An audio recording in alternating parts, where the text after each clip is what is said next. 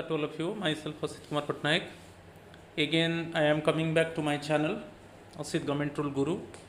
Today, I will discuss multiple choice question on travelling allowance. It is second part. So I do not want to waste more time. Now I am going to discuss question number 1. Travelling allowance is not granted to government employee to reimburse him the expenditure incurred on travel in relation to dash bit at tour on official duty. तो जब हम tour में जाते हैं हम travelling allowance के लिए entitle है, ये मिलेगा। Bit B transfer to another station in public interest, as in public interest when we transfer to another station, then in this case also government officer or government employee is entitled for travelling allowance। Bit C visit to home town और excursion to hill station, तो इसमें travelling allowance नहीं मिलेगा। Bit D retirement, इस retirement के time में भी travelling allowance के लिए रिटायर्ड गवर्नमेंट एम्प्लॉई वो एलिजिबल है। तो यहाँ पर जो आंसर होगा बीट सी होगा, विजिट टू होम टाउन और एक्सकर्सन टू हिल स्टेशन। तो इसमें ट्रैवलिंग अलाउंस ग्रांटेड नहीं होगा गवर्नमेंट एम्प्लॉय को। तो answer is bit C. Clear. Question number 2, in case of transfer between places located at a distance of up to 20 kilometers or within the same city, it is bit a 1 day joining time is allowed, bit B no joining time allowed, bit C only transit time allowed, D none of the above। यहाँ पर आपको याद रखना है कि जब हमारा transfer होता है और जब डिस्टेंस लेस दैन 20 किलोमीटर्स होता है, ओके, द ओल्ड स्टेशन और न्यू स्टेशन के बीच में डिस्टेंस लेस दैन 20 किलोमीटर होगा, तब 1 डे ज्वाइनिंग टाइम मिलेगा। तो answer is bit A, 1 day joining time मिलेगा। उसको हम यूज नहीं करेंगे 1 डे को, तो वो हमारा ईएल अकाउंट में क्रेडिट नहीं होगा। क्लियर। तो 1 day joining time is allowed if the distance between the old headquarter and new headquarter is less than 20 kilometres. ये 1 डे ज्वाइनिंग टाइम को हम अवेल नहीं करेंगे तो हमारा ईएल में क्रेडिट नहीं होगा। तो question number 2 answer is bit A, 1 day joining time is allowed. Question number 3, 2 statements given, employees transferred in public interest will only be entitled to travelling allowance for self and family. ये भी correct है, क्योंकि जब हमारा public interest में transfer होता है तब गवर्नमेंट एम्प्लॉई एंड हीज और her family members are entitled for travelling allowance. Absolutely right statement 1। Statement 2, employees transferred at own request are not entitled for travelling allowance. ये भी सही है। जब हमारा ओन रिक्वेस्ट में ट्रांसफर होता है तब गवर्नमेंट एम्प्लॉई वो टीए के लिए ट्रैवलिंग अलाउंस और टीटीए के लिए वो एलिजिबल नहीं है। तो दोनों स्टेटमेंट करेक्ट है, तो जो आंसर होगा वही होगा। तो question number 3 basically bit D, both the statements are correct. Sorry, answer is bit A, both the statements are correct 1। Right. तो answer is bit A, both the statements are correct 1। Clear. Question number 4 को चलेंगे। If advance is taken at a time of tour training transfer, then it should be adjusted within dash days from the completion of journey और joining the headquarter. आपको याद रखना है, tour training transfer time में यदि आप advance लिया है तब जब आपका जर्नी कंप्लीट हो जाएगा और जब आप रिटर्न आके आप हेडक्वार्टर में ज्वाइन कर लिए, तो उसी से आप 15 डेज के अंदर टीए क्लेम को सबमिट करना है। ओके, 15 डेज के अंदर टीए क्लेम को सबमिट नहीं करोगे तो वो फिर फॉरफिट होगा। मगर स्पेशल केस में क्या होता है ना, उसको कंडोन किया जा सकता है। मगर वो 15 डेज क्रॉस हो जाएगा, आप हेडक्वार्टर में ज्वाइन कर लिया, वो 15 डेज क्रॉस हो गया, तब जो आप एडवांस लिया था उसके ऊपर इंटरेस्ट लगेगा। तो इसीलिए कभी भी आप एडवांस लिया है, टीए एडवांस लिया है, तो जब आप हेडक्वार्टर में ज्वाइन करोगे और आपका जर्नी कंप्लीट होगा तब उसका 15 डेज के अंदर आपको टीए क्लेम करना है। राइट। तो आंसर इज बीट सी, ये बहुत इंपॉर्टेंट है। क्वेश्चन नंबर 5 को चलेंगे। क्लेम ऑफ टीए और DA on tour training transfer should be made within dash from the date of completion of journey और ज्वाइनिंग द हेडक्वार्टर। यहाँ पर एडवांस का बात नहीं है, यहाँ एडवांस नहीं है। आप जब भी आप टूर ट्रेनिंग ट्रांसफ़र के लिए आप जब टीए डीए क्लेम करते हो तो यहाँ पर एडवांस का बात नहीं है। तो इसलिए आप when after completion of journey और when you join the headquarter then within 60 days आप हेडक्वार्टर में ज्वाइन कर लिए और आपका जर्नी कंप्लीट हो गया और ज्वाइन द हेडक्वार्टर, तो उसी से आप 60 डेज के अंदर आपको TADA क्लेम जो TADA बिल है उसको सबमिट करना है। ये बहुत इंपॉर्टेंट है। तो आंसर इज बिट बी। तो एडवांस लिया तो आप 15 डेज के अंदर TA क्लेम करोगे, TA बिल को सबमिट करोगे। आप एडवांस नहीं लिया तो अब आपको 2 मंथ्स के basically 60 days, okay, basically 60 days के अंदर आपको TA बिल को सबमिट करना है। तो question number 5 answer is bit B, 60 days. Question number 6, where the husband wife couple both central government employees are transferred from the one and the same old station to the one and the same new station after 60 days and within 6 months of transfer of husband wife is transferred, the wife shall be allowed। तो इस case में क्या है, both husband and wife central government employees है, वो particular place में काम कर रहे हैं, अभी उनका जो ट्रांसफर हो रहा है वो भी सेम प्लेस को हो रहा है। तो यहाँ पर जो ऑप्शन है कि हस्बैंड का ट्रांसफर हो चुका है तो उसका 60 डेज के बाद और 6 मंथ्स के अंदर वाइफ का ट्रांसफर उसी जगह को हो रहा है, तो वहाँ पर वाइफ को the wife shall be allowed. तो ये कंपोजिट ट्रांसफर ग्रांट के ऊपर है। तो जब आपको याद रखना है, फर्स्ट स्पाउस का ट्रांसफर हो गया, सेम जगह को ट्रांसफर हो रहा है, फर्स्ट स्पाउस का ट्रांसफर हो गया, जब सेकेंड स्पाउस का ट्रांसफर उसी जगह को हो रहा है after 60 days and with in 6 months, तब जो कंपोजिट ट्रांसफर ग्रांट जो सेकेंड स्पाउस को मिलेगा वो 50% कंपोजिट ट्रांसफर ग्रांट मिलेगा, क्योंकि हम जानते हैं CTG हमको बेसिक का 80% मिलता है, नॉर्मली बेसिक पे का 80% मिलता है। तो इस केस में जो सेकेंड स्पाउस को कितना मिलेगा, 50% ऑफ CTG। ये बहुत इंपॉर्टेंट है, आप उसको ध्यान से देखिए। तो answer is B D. Clear. Question number 7 उसी के ऊपर है, where the husband wife couple both central government employees are transferred from the one and the same old station to the one and the same new station after 6 months of transfer of husband wife is transferred, तो wife shall be allowed। तो यहाँ पर क्या है, दोनों से particular place में काम कर रहे हैं, अभी दोनों का ट्रांसफर जो हो रहा है सेम जगह को हो रहा है और यहाँ पर ऑलरेडी हस्बैंड का ट्रांसफर हो चुका है और ट्रांसफर होने के बाद उसका 6 मंथ्स के बाद वाइफ का ट्रांसफर उसी जगह को हो रहा है। तो उस केस में वाइफ को कंपोजिट ट्रांसफर ग्रांट 100% मिलेगा, एज यूजुअल नॉर्मली 100% मिलेगा। क्लियर। तो ये आंसर बिट ए है, 100% ऑफ कंपोजिट ट्रांसफर ग्रांट। तो यहाँ पर 3 चीज है, यदि हस्बैंड का ट्रांसफर हो रहा है सेम प्लेस को हो रहा है, 100 हस्बैंड का ट्रांसफर हो गया, तो उसके बाद 60 डेज के अंदर, जब हस्बैंड का ट्रांसफर होने के बाद 60 डेज के अंदर वाइफ का ट्रांसफर उसी जगह को हो रहा है, वहां पर जो सेकंड स्पाउस है बेसिकली वाइफ को कंपोजिट ट्रांसफर ग्रांट नहीं मिलेगा, ओनली फर्स्ट स्पाउस को मिलेगा। मगर जब सेकंड स्पाउस को उसी जगह को हो रहा है ट्रांसफर, हस्बैंड का ट्रांसफर हो गया, मेरा एग्जांपल से हस्बैंड का ट्रांसफर हो गया, तो वाइफ का उसी जगह को ट्रांसफर होगा आफ्टर 60 डेज और विद इन 6 मंथ्स। तो उस केस में CTG होगा, कंपोजिट ट्रांसफर ग्रांट मिलेगा 50% ऑफ CTG मिलेगा।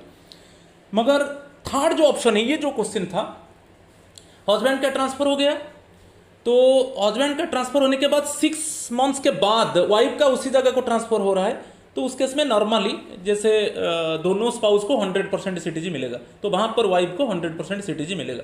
तो कंपोजिट ट्रांसफर ग्रांट सभी समय हमारा बेसिक पे का 80% मिलता है नॉर्मली। ठीक है। तो यहाँ पर आंसर है bit A, 100% of composite transfer grant.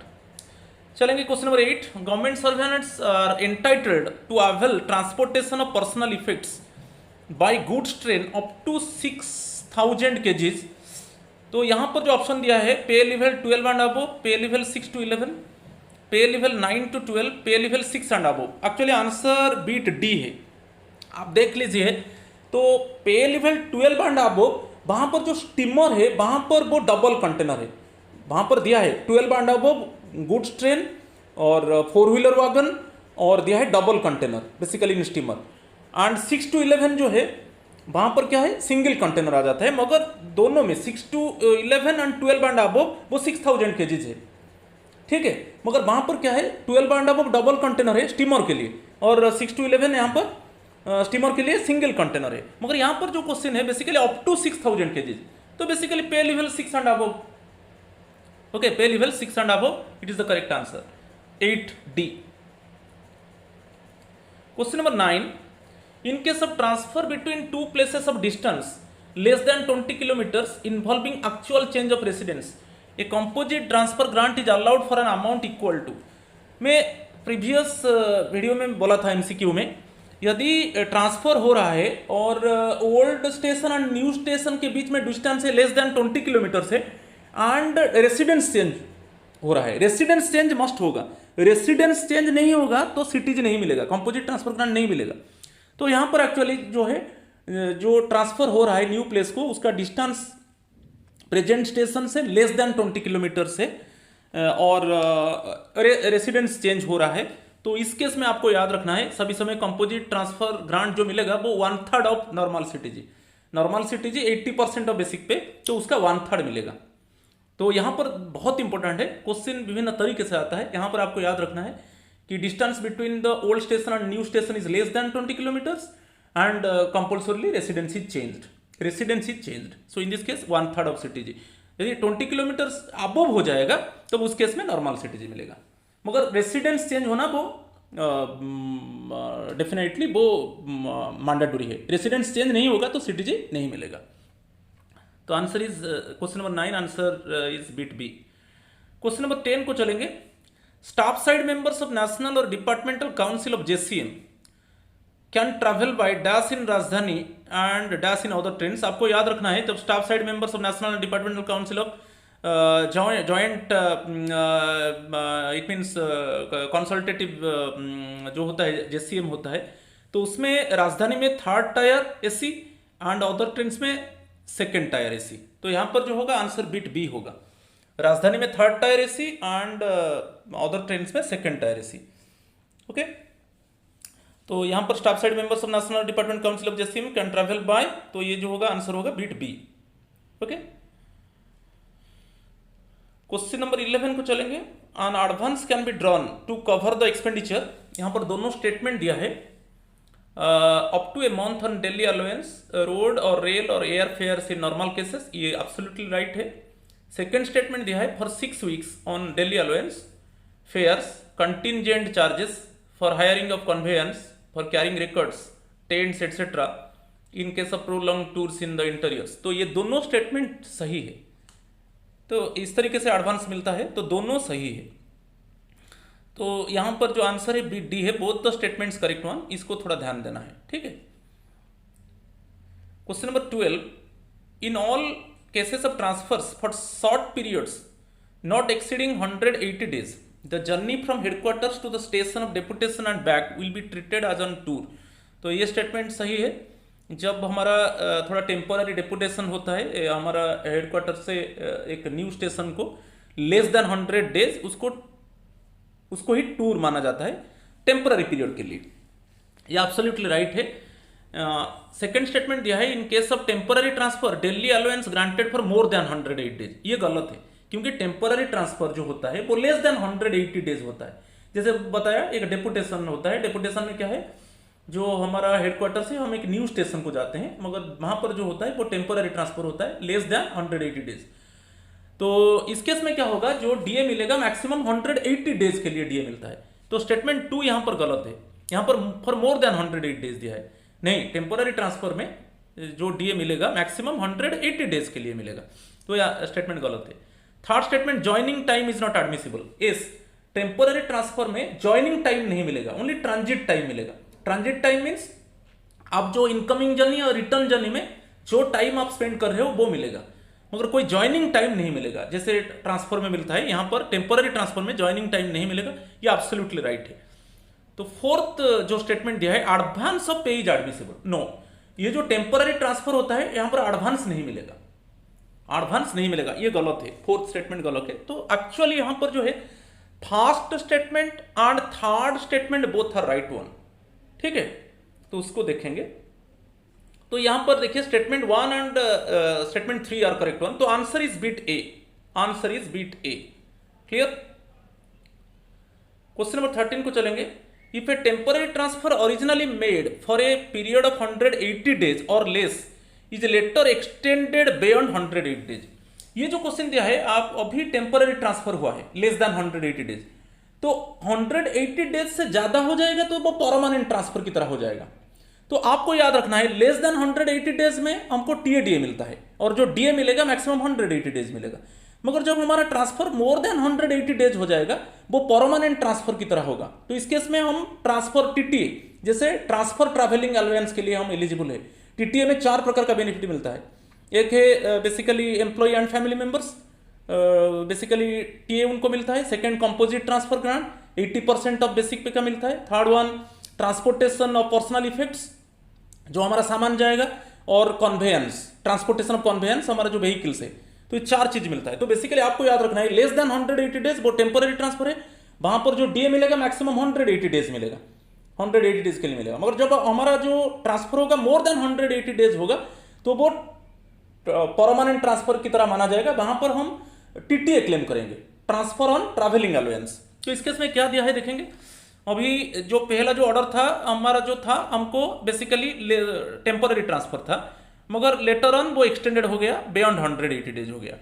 तो necessary transfer order should be issued, yes it is correct one. DA will be admissible till the date of revised orders. जब आपको रिवाइज्ड ऑर्डर मिल जाएगा कि आपका जो ट्रांसफर होगा मोर than 180 days होगा, जब आपका इट मीन्स रिवाइज ऑर्डर मिल जाएगा वहां पर डीए बंद हो जाएगा, क्योंकि आप मोर देन 180 डेज हो जाएगा तो आप TTA transfer on travelling allowance को क्लेम करोगे। लेस देन 180 डेज तो टीए आप क्लेम करोगे। तो TA drawn will be adjusted in transfer TA claim, ये भी करेक्ट है। तो answer D all the above. तो आंसर है ऑल द अबव। तो नेसेसरी ट्रांसफर ऑर्डर इशू किया जाएगा, जब रिवाइज ऑर्डर एक्सेप्ट करेगा एम्प्लॉय तब उसका डीए बंद हो जाएगा, डीए नहीं मिलेगा। थर्ड वन वो जैसे क्या एंटाइटल होगा उसके लिए ना, travelling basically transfer travelling allowance, TTA के लिए वो एलिजिबल होगा। तो उस केस में क्या होगा, जो टीए वो ड्रॉन किया है तो उसमें वो एडजस्ट होगा, जो ट्रांसफर टीए क्लेम होगा उसमें एडजस्ट होगा। तो यहां पर जो है आंसर बिट डी है, ऑल द अबव, राइट। बहुत इंपॉर्टेंट है। क्वेश्चन नंबर 14 को चलेंगे। If a transfer originally made for a period more than 180 days is reduce to 180 days और लेस लेटर। ये जो दिया है एक्चुअली जो हमारा ट्रांसफर था मोर देन 180 डेज था, तो मोर देन 180 डेज है तो हम किसके लिए एंटाइटल है, टीटीए के लिए, basically transfer on travelling allowance. तो टीटीए में बताया ट्रांसफर टाइम में क्या क्या बेनिफिट मिलता है। वो रिड्यूस हो गया less than 180 days, less than 180 days हो गया means less than 180 days means temporary transfer हो गया, वहां पर हम टीए क्लेम करेंगे, जो डीए मिलेगा मैक्सिमम 180 डेज। तो the transfer travelling allowance claim कर चुका है, क्योंकि वो जो एम्प्लॉय है उसका जो ट्रांसफर है मोर देन 180 डेज है। ओके, मोर देन 180 डेज मींस वो ऑलरेडी टीटीए क्लेम कर चुका है। मगर अभी क्या होगा, लेटर ऑन उसका वो मोर देन 180 डेज वो कम होकर लेस देन 180 डेज हो गया। तो उस केस में क्या होगा, जो स्टेटमेंट दिया है the transfer travelling allowance claim originally allowed should not be changed, तो वहां पर वो टीटीए क्लेम कर चुका है, वो चेंज नहीं होगा। अभी चाहे वो कन्वर्ट हो गया टेम्पररी ट्रांसफर को, मगर वहां पर जो टीटीए क्लेम वो ओरिजिनली किया है उसमें चेंज नहीं होगा। तो ये स्टेटमेंट जो है ट्रू है। Okay, question number 14 answer is bit B, true one, right. Next चलेंगे। A controlling officer may delegate to a subordinate his duty to countersign a TA bill without any restriction, bid B with express permission by the competent authority, bid C up to limit of rupees 5,000, bid D up to a limit of rupees 5,000। तो दोनों repeat हो गया। तो यहाँ पर जो bit D है up to a limit of suppose rupees 10,000 कर दो, मगर यहाँ पर जो आंसर है बिड बी है। जब एक कंट्रोलिंग ऑफिसर उसका सबऑर्डिनेट को वो डेलीगेशन पावर देता है, जब उसका कॉम्पिटेंट अथॉरिटी कंट्रोलिंग ऑफिसर को इन्फॉर्म करेगा कि आप आपका सबऑर्डिनेट को आप डेलीगेशन पावर दे सकते हो, उस केस में सबऑर्डिनेट क्या करेगा, टीए बिल को काउंटर साइन करेगा। तो यहाँ पर जो आंसर है बिट बी है, with express permission by the competent authority. और यहाँ पर दोनों सी डी समान हो गया, दोनों बिट्स, उसको थोड़ा अमाउंट को चेंज कर दो, ठीक है। तो यहाँ पर आंसर है bit B with express permission by the competent authority, ठीक है। तब सबऑर्डिनेट काउंटर साइन करेगा टीए बिल में। 16 a TA bill need not be countersigned by the controlling authority if it relates to, basically हम जानते हैं कि परमानेंट ट्रैवलिंग अलाउंस में जो कंट्रोलिंग अथॉरिटी है वो काउंटर साइन नहीं कर सकता, जो कॉम्पिटेंट अथॉरिटी वो साइन करेगा बेसिकली परमानेंट ट्रैवलिंग अलाउंस में, ठीक है। तो यहाँ पर है आंसर बिट सी, बहुत स्ट्रेट क्वेश्चन है। ए TA bill need not be countersigned by the controlling authority if it relates to permanent traveling allowance। Other case में कंट्रोलिंग अथॉरिटी साइन करेगा, ट्रांसफर, ट्रेनिंग और TA bill of basically deceased family of deceased employee, वो सब controlling authority sign करेगा। मगर permanent travelling allowance में controlling authority sign countersign नहीं करेगा, ये कॉम्पिटेंट अथॉरिटी उसको साइन करेगा। ठीक है, तो answer is bit C. Question number 17, for the purpose of travelling allowance rules the controlling officer of an officer of the rank of under secretary and above. आपको याद रखना है, जब controlling officer of an officer of the rank of under secretary and above is the officer himself, वो वही controlling officer बनेगा। और यहां पर रखना है जो रैंक रहेगा अंडर सेक्रेटरी एंड अबव, तो उस केस में जो कंट्रोलिंग ऑफिसर वही सेम रहेगा, द ऑफिसर हिमसेल्फ रहेगा। ये बहुत स्ट्रेट क्वेश्चन है, बहुत इंपॉर्टेंट है, इसको याद रखना है। ठीक है, question number 17 answer is bit B, the officer himself. Okay, rank याद रहा, अंडर सेक्रेटरी एंड अबव, वो खुद ही कंट्रोलिंग ऑफिसर है। Question number 18, if an official absent from headquarter for 8 hours in case of local journey for official purpose then he is entitled for, यहां पर local journey दिया है, local journey में हमको जो डीए मिलेगा वो हाफ मिलेगा। तो हम जानते हैं, इसको थोड़ा बताते हैं, मोर देन 12 hours जब हम एब्सेंट होते हैं तब हमको 100% डीए मिलता है, और 6 to 12 hours हमारा एब्सेंस होता है हेडक्वार्टर से, 6 to 12 hours, तब 70% हमको डीए मिलता है। और लेस देन 6 hours हम एब्सेंट होते हैं हेडक्वार्टर से, तब हमको 30% डीए मिलता है। तो लोकल जर्नी में हाफ हो जाएगा। जैसे इस केस में 8 hours है, more than 6 hours, less than 12 hours 70% DA normally मिलता है, मगर लोकल जर्नी में हाफ मिलेगा, वो 35% हो जाएगा। तो 35% ऑफ डीए, ये आंसर है question number 18 bit A, 35% of DA, क्योंकि नॉर्मली 70% मिलता है 6 to 12 hours। ठीक है, उसका हाफ कर दो, तो लोकल जर्नी में हाफ डीए मिलता है, तो answer is bit A. Question number 19 को चलेंगे, in case of travel by road if taxi और auto is shared the reimbursement shall be restricted to. आपको याद रखना है, यदि टैक्सी ऑटो शेयरिंग होता है, गवर्नमेंट एम्प्लॉइज उसको शेयर करते हैं टैक्सी ऑटो को, तो उस केस में जो एंटाइटलमेंट है वो हाफ है, half of the entitlement for each journey, for each employ. तो आंसर है बिट बी। ठीक है, जब टैक्सी ऑटो को शेयर किया जाएगा तब रीइंबर्स कैसे होगा ना, half of the entitlement for each employee. ये इस बहुत इंपॉर्टेंट है। Question number 19 answer is bit B. Last question है उसका, in case of travel by road as a pillion rider, आप किसके पीछे में बैठ कर जा रहे हो, सपोज आप जा रहे हो, आप क्या कर रहे हो ना, एक आपका जो साथी है, आपका फ्रेंड है, उसका पीछे में बैठकर ऑफिशियल पर्पज में जा रहे हो, pillion driver, the reimbursement shall be allowed for. तो यहां पर जो रीइंबर्समेंट होगा, half of the entitlement by scooter, half of the cost of propulsion, both A and B above, D है लोअर ऑफ ए और बी अबव, तो ये answer bit D है।